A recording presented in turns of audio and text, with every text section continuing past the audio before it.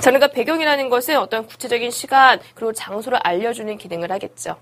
자, 또 때로는요, 그 배경으로 인해서 분위기가 만들어지고 정조가 형성되기도 합니다. 자, 배경이 어떠냐에 따라서 굉장히 밝은 분위기일 수도 있고, 비가 내리는 배경이라 뭔가 우울한 분위기일 수도 있겠죠. 자, 분위기와 정조 형성하기도 하고, 때로는 상징의 기능을 갖기도 합니다. 자, 그리고 이 배경을 통해서 글쓴이가 말하고자 하는 주제의식이 드러나기도 합니다.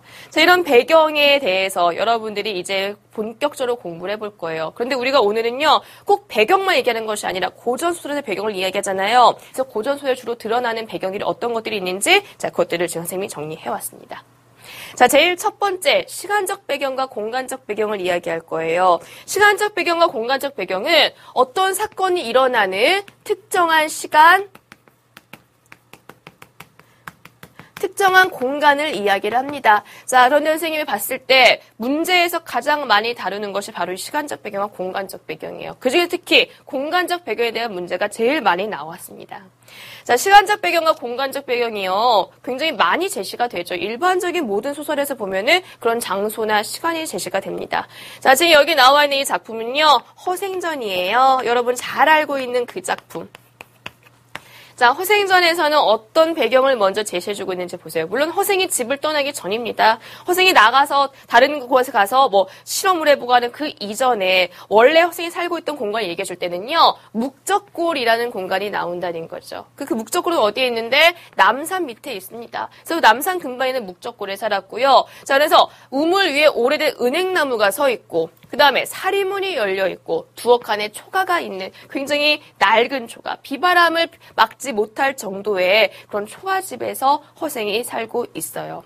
자, 이런 배경을 통해, 우리 공간적인 배경을 통해서 우리는 허생이라는 사람이 어떤 굉장히 가난한 생활을 하고 있고, 벼슬에 나가기보다 오히려 글만 읽고 있는, 남산 밑에 살고 있는 그런 인물이라는 걸 알 수가 있습니다. 자, 그러다 이제 허생은 나중에 어떻게 됩니까? 허생은 부인의 어떤 타박에 견디지 못하고, 아, 내가 오래도록 공부하려고 했는데, 이제 몇 년 못했는데, 그러면서 나가버리죠. 그러면 변시부적에 돈을 빌려가지고 나가 장사를 하고 막 그러죠. 그럼 장소의 이동이 나타나요. 공간의 이동이 나타나요. 그래서 그 공간의 이동에서도 역시 여러분들이 어떤 배경의 변화를 파악을 하면서 허생의 행동의 의미까지도 같이 생각해 볼 수가 있는 겁니다.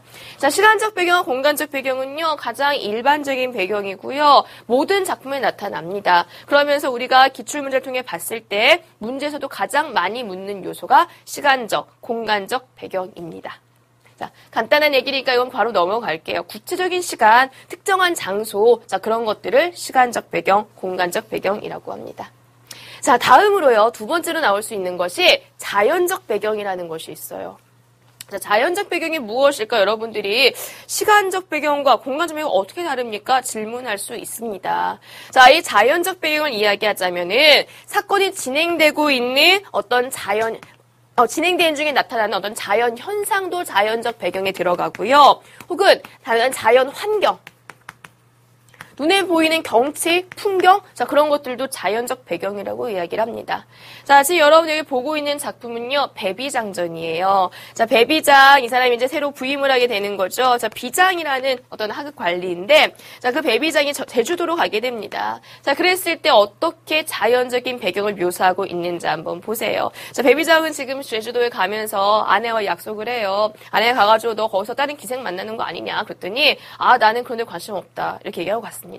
자, 봅니다. 배비장은 전령패를 타고 김경을 따라 떠나게 되었습니다. 자, 이때는 바로 꽃이 한창인 봄철이라 자연이죠. 자연적인 배경입니다. 또 어떻습니까? 오야꽃, 복사꽃, 살구꽃이 만발하고 있는 이런 상황, 자연적 배경이고요. 자, 풀과 버들이 푸르고 맑은 물이 잔잔하고 사방의 풍광이 아름답게 그지 없는 자연적 배경이 드러나 있네요. 자, 이제 배를 타고 갈 거예요. 이런 아름다운 경치에 취해서 사방을 두루 둘러보면 해남 땅이라는 공간에 이르렀어요. 공간적 배경 나왔죠. 자, 해남 땅에 이르러니 새로 도임되어 오는 목사를 맞이하려고 하인들이 등대에 있었습니다. 자, 그래서 이제 해남에서 배를 타고 떠날 거예요. 자, 중력되고 나서 그 다음에 어떤 장면이 나옵니까? 자, 다음 페이지 넘어가 보면은요. 자, 그런데 배가 이윽고 추자도에 거의 다다랐을 때, 추자도라는 이제 새로운 공간적인 배경도 나왔습니다. 자, 추자도에 거의 다다랐을 때 어떻게 되죠? 난데없는 태풍이 일어납니다. 조금 전까지만 해도 아까 전에 내려오는 그 길은 해남 땅에 이르기까지는 굉장히 꽃이 만발하고 아름다운 자연의 풍광을 보여주는 그런 배경이었다면 지금 배 위에서의 어떤 제주도로 향하는 그 장면에서는요. 그 공간에서는 지금 자연이 바뀌어요. 태풍이 불어옵니다. 자, 태풍이 일어나고 사면이 침침해지더니 물결이 찰랑거리고요. 또 태산 같은 물구비가 덮치는 그런 상황. 우르렁 콸콸 뒹굴어 펄펄 배전을 때리고 바람에 배 위에 띨집도 조각조각 터지고 키는 꺾이고 용충줄 마룻대가 동강나고 고물이 번쩍 들리면 이물이 수그러지고 이물이 번쩍 들리면 고물이 수그러져서 덤벙 뒤뚱 조리를 치는 그런 상황이에요. 자, 지금 풍랑이 일어서 배가 정말 무슨 나뭇잎처럼 부대끼고 있는 그런 상황이라는 거죠. 자, 그러니 사또는 어리둥절하고 비장과 하인은 분주하게 서둘렀다라는 자연적인 배경의 변화를 보여주고 있습니다.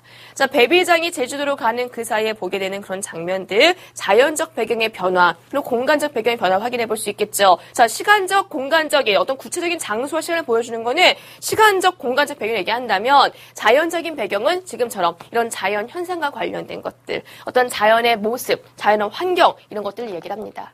자, 아마도 배비장제 여러분이 지금 뒷부분 읽지는 않았지만 이렇게 큰 풍랑이 일어나고 뭔가 힘겨운 일이 있다는 것은 이후에 제주도의 부임지에 가서 배비장이 겪게 될 어떤 상황과도 연결이 될 겁니다. 배비장이 겪게 된 어떤 우스꽝스러운 상황, 어떤 기생에게 반한 그런 배비장을 놀리는 그 기생과 주변 사람들, 자, 그런 상황을 보여줄 수도 있는 자, 그런 자연적 배경이라는 거죠.